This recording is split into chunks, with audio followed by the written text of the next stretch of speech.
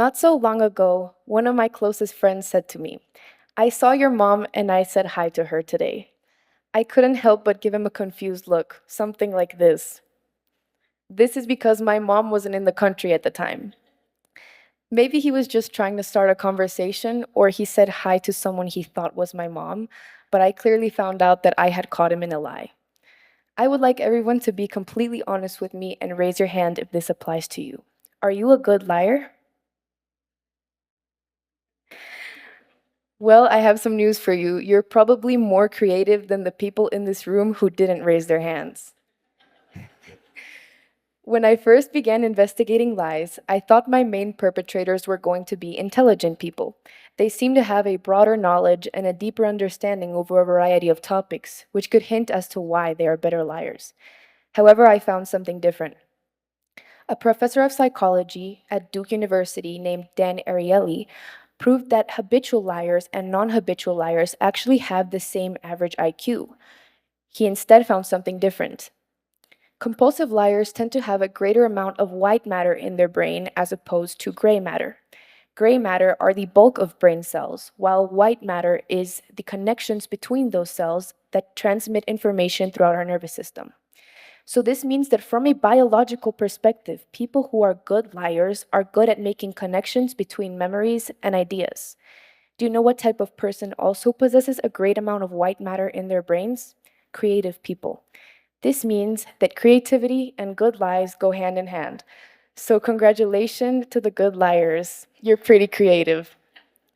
All jokes aside, we tend to lie anywhere from 1 to 2 times a day, and unfortunately fall into the trap of being lied to anywhere from 10 to 200 times a day. So, why do we as humans feel the need to lie? According to author Emma Dibdin, humans crave a sense of security and predictability, which makes it hard for us to accept uncertainty. This shows why we feel the need to lie. There is one lie in particular that I believe requires a little bit of extra creativity. It's called omission. Omission means leaving out important details to intentionally warp the truth. Even celebrated author George Orwell claims that it's the most powerful form of a lie. Now, everyone, please look to your right. Can you tell me what animal you see on the screen? Actually, this is not a horse. It's a unicorn.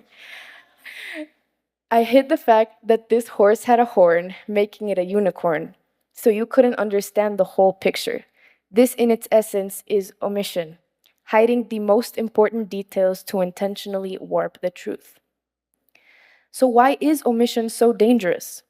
This is because it's widely considered to be more morally acceptable, as you're not really saying a false statement. Let me give you an example where omission was so prevalent it even led to conspiracy theories. This is the case of the assassination of President John F. Kennedy. In case you didn't know, John F. Kennedy was the 35th president of the United States, and he was unfortunately assassinated by a self proclaimed communist enthusiast named Lee Harvey Oswald in 1963. However, this situation escalated when just 2 days later, Oswald was shot before he could stand trial, and this forced the director of the FBI to make a conclusion with evidence available. There was one shooter, 3 bullets that came from the 6th floor of a building. But 200 witnesses were questioned by police and journalists, so there's no doubt that this case would be anything but shut, right? Well, some people still choose to believe a wide variety of conspiracy theories. Some people claim that more than 3 shots were fired, that they came from a field near the building, or that even additional shooters were involved. So, who do we choose to believe? Do we stick with the FBI's conclusion, or do we dive deeper into these conflicting witness accounts? Some people choose to doubt this official account and instead blame them for the death of the president. This stems from one critical mistake: a delay in transparency. Over 5 million documents, including x rays and autopsy reports, were hidden from the public until 2017, and still thousands remain classified. This fueled speculation that the government only released certain evidence in order to support their conclusion, in order to avoid any kind of conflict during the Cold War.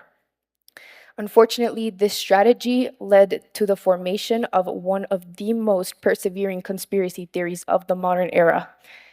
While I give you a very general overview of this case, I really encourage you to look into it on your own and form your own opinions. Right now, you may be thinking something along the lines of, how does this type of omission have anything to do with my life? Have you ever heard, said, or thought the phrase, I didn't lie, I just didn't say everything? I sure have. According to clinical psychologist Dr. Sean Flannery, we usually choose to omit information due to a lack of control or self-confidence within ourselves and in any type of relationship. This can lead to a loss of authenticity and stagnancy in our relationships, which can eventually make decision-making processes really difficult. Worst of all, we can even do this subconsciously in order to protect ourselves. Additionally, once omission's exposed, it can be just as hurtful as an outright lie. So it's clear that omission is something that we can't quite avoid. But what can we do to counteract it? I propose two solutions: curiosity and awkwardness. Over the summer, I had the privilege of attending a journalism class, where my teacher was renowned for his mind-boggling questions, some of which we weren't willing to answer. So his strategy was to stare at us in silence, until one of us felt awkward enough to answer his questions. I think we can use a similar approach when dealing with a liar. Start by making uncomfortable questions. Get them out of their comfort zone.